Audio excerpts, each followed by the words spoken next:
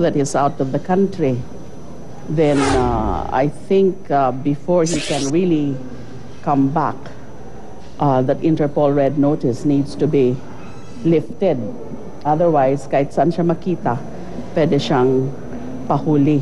Pero questionable para sa kampo ni Daser ang pagiging final at executory ng resolusyon ng Court of Appeals. Any court that issues a resolution cannot render that resolution final and executory simply because the rule is it becomes final only if no appeal is brought within 15 days. Bukod sa pagpapawalang bisa ng warrants of arrest, ibinasura rin ng CA ang motion for reconsideration ng Daser at ang motion to intervene ni Cesar Mancao. Bagay na hindi na raw ikinagulat ni Atty. Topacio. Now that we see that they have granted the motion for clarification of the camp of Senator Lacson, undue haste and precipitation, then we now have doubts as to the partiality of these justices. Nakatakdang maghain ng motion ng pamilya Daser sa Korte Suprema, habang isang motion for reconsideration naman ang isusumite ng kampo ni Mancao sa CA. Fritzy Cabial, News 5. Humiling naman ang temporary restraining order sa Court of Appeals sa Bangko Filipino para pigilan ang tuluyang pagpapasara nito. Nais ng pamunuan ng Bangko Filipino, pahiramin muli sila ng BSP ng halagang 25 billion pesos para sa rehabilitasyon ng bangko. Plano ng bangko na bayaran ng 18 bilyong pisong danyos na inutos ng korte dahil sa iligal na pagpapasara ng BSP sa Bangko Filipino noong 1985. Noong Huwebes, pinasara ng BSP ang Bangko Filipino dahil naubusan na ito ng pondo. Inilipat ng BSP sa Philippine Deposit Insurance Corporation o PDIC ang pamamahala sa naturang bangko.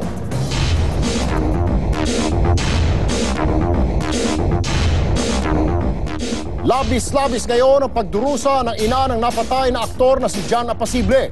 Ang salarin kasi sa pagpatay sa kanyang anak, ang sarili niyang kapatid. Gerard Garcia, ikwento mo. Doble sakit ang nararamdaman ngayon ng ina ng napatay na aktor na si John Apacible.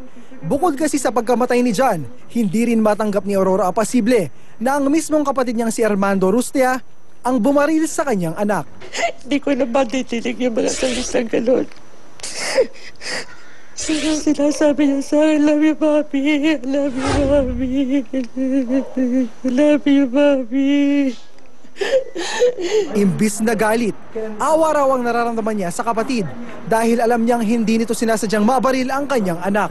Dahil alam ko naman yung pagsasama nilang dalawa, talagang full na talagang magkaibigan sila.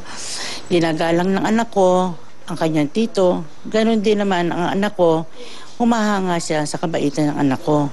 Namatay si Apacible noong linggo ng madaling araw matapos mabaril ng tiyuhin ng 2 beses sa dibdib.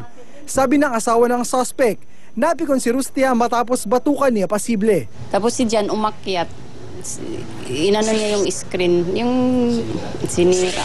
Hanggang kwarto namin, inandun yung asawa ko, inaagaw ko yung baril. Gusto kong kunin. Hindi na kasi nag-anuhan na sila ng kamay. Ako na sa gitna, parang nagaganunan na sila. Kusang sumuko ang suspect kahapon, pero pansamantala muna siyang nanatili sa ospital dahil sa alta presyon. Hindi nag-i-stable yung kanyang BP. Pagka tungkol na rin pagka naiisip niya yung nangyari, parang trauma eh. Hindi niya ina-expect na mangyayari sa kanya. Ang dami-dami na madidisgrasya, pamangkin niya pa. Pasado 2:00 ng hapon kanina, nang sumailalim sa inquest proceeding ang suspect. Pero dahil hindi pa nakakapagdesisyon ng pamilya Apacible, ang kainta PNP na ang nagsampa ng kasong homicide. Tumanggi namang magbigay ng pahayag si Rustia. Gerard Garcia, News 5. Diretso naman sa kulungan ng isang magnanakaw sa Tondo, Maynila bago siya mahuli, nakipaghabulan at nagala stuntman pa siya sa bubong para makatakas. Kaya ang ending, halos hindi na siya makalakad matapos maipit ang paa sa bubong. Dindo Flora, ikwento mo.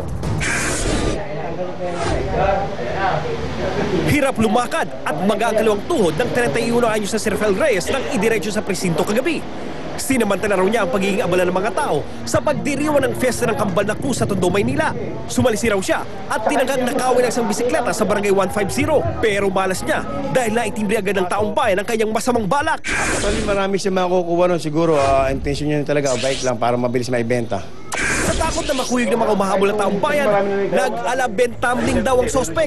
Umakyat sa bubong na nasa mahigit 30 talampakan ng taas at saka tumalon sa kalapit na bubong. Dahil sa rupok ng binagsakan, nabutas ang bubong at na-shoot ang paa ng sospek. Parang nakabaon siya dahil doon siya tumalon. Then kinuha siya ng taong bayan bilang EXO. Kinuha ko siya sa tao para wag nang masyado masaktan. Katwiran naman ng sospek, nagipit lang siya. Ang problema, hindi pala ito ang unang pagkakataon na nagnakaw siya. Suntok po.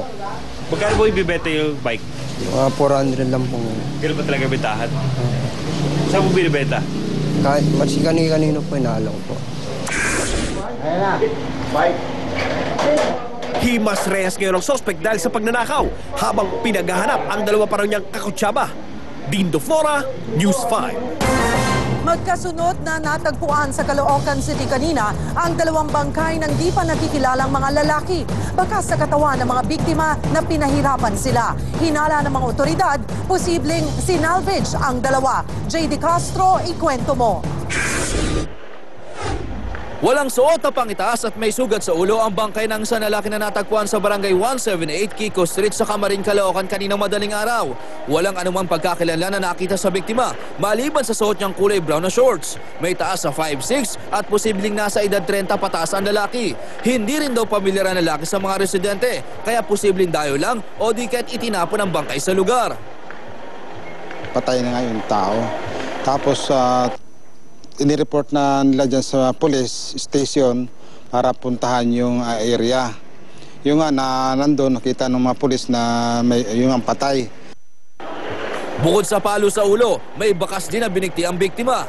Hinala ng mga otoridad, biktima ng salvage ang lalaki dahil sa karatula sa tabi ng bangkay na may nakasulat na huwag tularan, akyat bahay. Pero isang oras lang makalipas matagpuan ang bangkay sa Camarin, isa pang bangkay ang natagpuan sa Tala, Caloocan. Nag-report na may tao daw dito na doon kami pumunta at nakita nga namin na mayroon nga nakaano. Tapos pinagyan namin siya ng kordon, kinordonan namin. Tulad ng naunang bangkay, wala ring suot na pangitaas ang ikalawang bangkay at may indikasyon na siya'y binigti. Natagpuan din sa tabi ng ikalawang bangkay ang isang karatula, ang nakasulat, huwag tularan, hold upper, waway. Iniimbestiga na ng Soko kung may kaugnayan ang dalawang krimen. Sa Holy Hour Funeral Service, dinala ang dalawang bangkay. J. De Castro, News 5.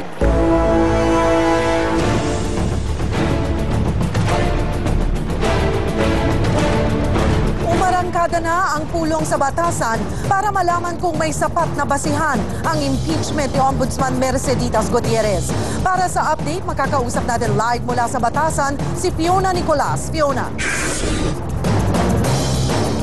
Cheryl, kasalukuyan nga pinag-uusapan ngayon kung ano ang magiging proseso ng botohan pagdating dito sa impeachment complaint laban kay Ombudsman Merceditas Gutierrez.